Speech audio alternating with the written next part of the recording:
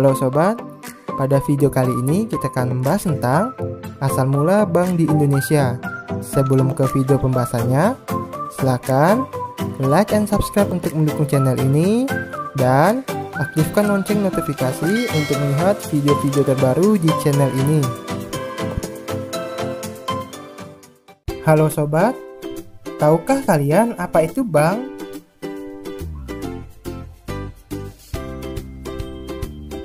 Pada kehidupan sehari-hari, bank dikenal sebagai lembaga keuangan yang kegiatan utamanya sebagai tempat untuk menabung, pemberi pinjaman, dan pemberian jasa-jasa bank kepada nasabahnya.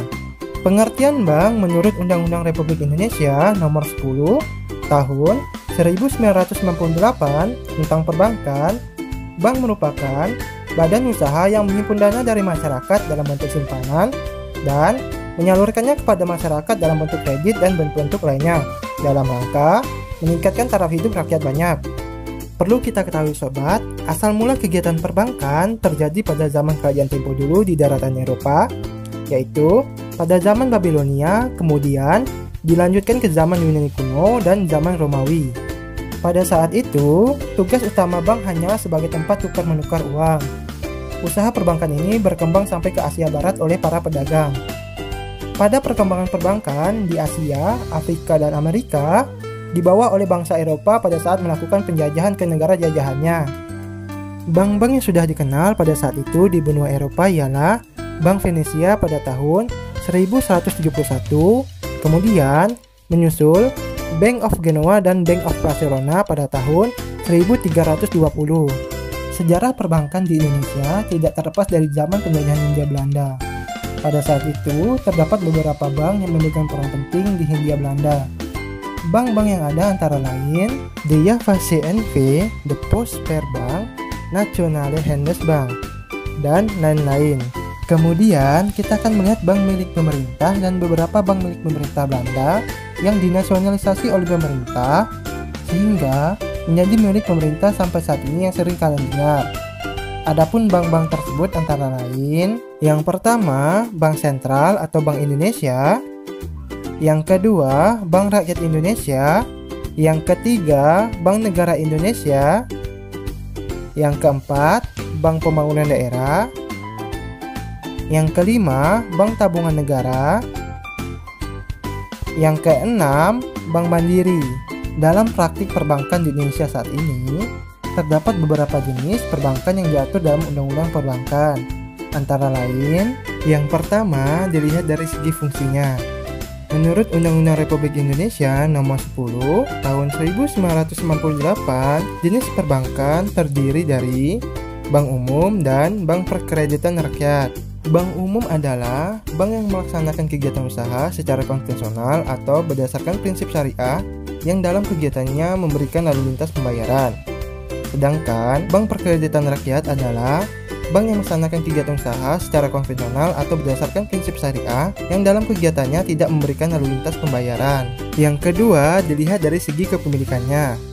Yang pertama ada bank milik pemerintah, yaitu BNI 46, Bank Rakyat Indonesia, Bank Mandiri, dan masih banyak lagi. Sedangkan bank milik pemerintah daerah antara lain Bank Kalbar, Bank Jawa Barat, Bank Jawa Timur, dan masih banyak lagi. Yang kedua ada bank milik swasta, yaitu Bank Sentral Asia, Bank Muamalat, Bank Danamon, dan masih banyak lagi. Yang ketiga ada bank milik koperasi, yaitu Bank Umum Koperasi Indonesia. Yang keempat ada bank milik asing, yaitu Bank of America, Bank of Tokyo, Citibank, dan masih banyak lagi. Yang kelima ada bank milik campuran, yaitu Sumitomo Niaga Bank, Bank Marincop, Inbank, dan masih banyak lagi. Selanjutnya yang ketiga dilihat dari segi status. Ada dua macam bank dilihat dari segi status, yaitu bank devisa dan bank non devisa. Bank devisa ialah bank yang dapat melaksanakan transaksi ke luar negeri atau berhubungan dengan mata uang asing secara keseluruhannya. Contohnya, transfer ke luar negeri, inkanso ke luar negeri, travel check, dan transaksi lainnya. Sedangkan bank non-devisa ialah bank yang belum punya izin untuk melaksanakan transaksi seperti halnya bank devisa. Transaksi yang dilakukan oleh bank ini masih dalam batas-batas negara. Yang keempat, dilihat dari segi cara menentukan harga. Ada dua jenis bank, yaitu bank prinsip konvensional dan bank prinsip syariah. Pada bank prinsip konvensional, bank ini berdasarkan tingkat suku bunga dalam produk simpanan atau produk pinjaman dan kegiatan perbankan lainnya. Sedangkan pada bank prinsip syariah, bank ini berdasarkan hukum Islam antara bank dengan pihak lain untuk menyimpan dana atau pembiayaan usaha atau kegiatan perbankan lainnya. Seluruh bank di Indonesia pasti menggunakan kantor untuk menunjang kegiatan yang dilakukannya. Jenis-jenis bank dapat dilihat dari luasnya kegiatan jasa-jasa bank yang ditawarkan dalam suatu cabang bank. Jenis-jenis kantor bank antara lain, yang pertama, kantor pusat. Kantor pusat merupakan kantor di mana semua kegiatan perencanaan sampai kepada pengawasan terdapat di kantor ini. Setiap bank memiliki satu kantor pusat dan kantor pusat tidak melakukan kegiatan operasional sebagaimana kantor bank lainnya. Akan tetapi, mengendalikannya jalannya kebijaksanaan kantor pusat terhadap cabang-cabangnya. Yang kedua, kantor cabang penuh. Kantor cabang penuh merupakan kantor cabang yang memberikan jasa bank yang paling lengkap. Dengan kata lain, semua kegiatan perbankan ada di kantor cabang penuh. Dan biasanya kantor cabang penuh membawahi kantor cabang pembantu. Yang ketiga, kantor cabang pembantu. Kantor cabang pembantu merupakan kantor cabang yang berada di bawah kantor cabang penuh, di mana kegiatan jasa yang dilayani hanya sebagian saja. Yang keempat, kantor kas.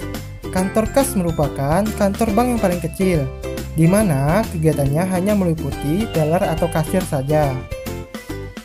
Terima kasih telah menonton video pembahasannya.